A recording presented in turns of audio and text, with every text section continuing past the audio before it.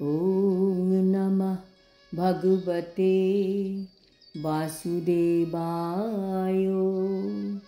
শ্রীমদ্ ভগবদ গীতা পঞ্চম অধ্যায় কর্মসন্ন্যাস যোগ।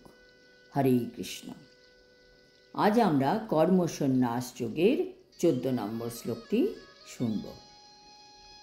না কর্তৃত্বং না কর্মাণি লোকস্য সৃজতি প্রভু না কর্ম ফলো সংযোগং স্বভাবস্তু প্রবর্ততে। অনুবাদ: দেহরূপ নগরীর প্রভু জীব কর্ম সৃষ্টি করে না, সে কাউকে দিয়ে কিছু করায় না এবং সে কর্মের ফলও সৃষ্টি করে না। এই সবই হচ্ছে জড় প্রকৃতির গুণের প্রভাবে। তাৎপর্য: এই যে আমাদের দেহরূপ নগরীর প্রভু মানে জীবাত্মা বা আমরা কোনো কর্ম সৃষ্টি করি না বা আমরা কাউকে দিয়ে কিছু কর্মও করাই না অথবা কর্মফলও সৃষ্টি করি না। তাহলে এত সব ভালো মন্দ কর্ম যে জগতে হচ্ছে, এসব কে করাচ্ছে? এসব হচ্ছে জড় প্রকৃতির গুণের প্রভাবে। এই 3 গুণ হচ্ছে সত্ত্ব, রজ, তমগুণ। এই জড়জগতে জীবাত্মা শুধু মনে মনে কোনো কিছু করার বা পাওয়ার ইচ্ছা করে, আর তাকে কাজে পরিণত করে এই প্রকৃতির 3 গুণ। ভগবদ গীতার 7ম অধ্যায়ে আছে যে জীব হচ্ছে ভগবানের অন্যতম শক্তি এবং জীব হচ্ছে উৎকৃষ্ট পরা প্রকৃতি। কাজেই জীব হচ্ছে ভগবানের অন্য প্রকৃতি, যেমন নিকৃষ্ট জড় বা অপরা প্রকৃতি থেকে ভিন্ন।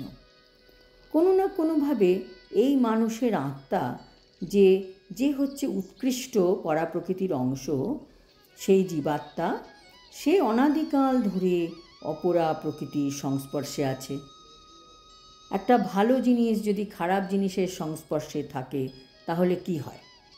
জড় বা অপরা প্রকৃতিতে থাকতে থাকতে এই জীবাত্মা যে অস্থায়ী দেহটি লাভ করে, সেটি বিভিন্ন ধরনের কার্যকলাপে জড়িয়ে যায় আর তার ফলস্বরূপ বিভিন্ন প্রতিক্রিয়ার কারণ হয়ে দাঁড়ায়। এইভাবে জীবাত্মা অজ্ঞানতাবশত বদ্ধ দশায় আবদ্ধ হয়ে যায়। তাই সে দেহাত্মবুদ্ধিতে দেহের কার্যকলাপের ফলসমূহ ভোগ করতে থাকে। জন্ম জন্মান্তর ধরে এই সঞ্চিত অজ্ঞতার পরিণামে তাকে এই দেহজাত দুঃখ কষ্ট ভোগ করতে হয়। কিন্তু যেই মুহূর্তে জীবাত্মা তার ভুল বুঝতে পারে এবং তখন সে তার দেহাত্মবুদ্ধি পরিত্যাগ করে, সেই মুহূর্তেই সে তার কর্মফলের বন্ধন থেকে মুক্ত হয়। যতক্ষণ সে এই দেহরূপ নগরীতে বাস করে ততক্ষণ তাকে সেই দেহটির মালিক বলে মনে হয়, কিন্তু অ্যাকচুয়ালি সে তার দেহের অধীশ্বরও নয় বা তার কর্মফলের কর্তাও নয়। সে কেবল এই দুঃখময় জগৎরূপী ভব সমুদ্রে নিমজ্জমান জীবন সংগ্রামে বিধ্বস্ত জীব মাত্র। এই জগতের ভব সমুদ্রের উত্তাল তরঙ্গগুলি মানুষকে ভাসিয়ে নিয়ে চলেছে। সেগুলি নিয়ন্ত্রণ করার কোনো শক্তিই যেন তার নেই। জীবাত্মার কন্ট্রোলে তার দেহও নেই, আর না আছে দেহের ওনারশিপ।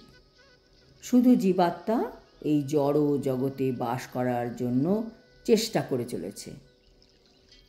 এই রকম পরিস্থিতি থেকে উদ্ধার পাওয়ার একমাত্র উপায় হচ্ছে চিন্ময় কৃষ্ণ ভাবনামৃত রূপ তরণীর আশ্রয় গ্রহণ করা।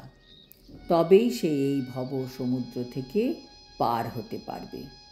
সেটি কেবল সমস্ত দুর্যোগ থেকে তাকে রক্ষা করতে পারবে। আজ এই পর্যন্ত। আগামী শ্লোকে ভগবান বোঝাবেন আমাদের এই সুখভোগ বা দুঃখভোগের পেছনে ভগবানের কতটা হস্তক্ষেপ রয়েছে। হরি ওম তৎসৎ। হরে কৃষ্ণ।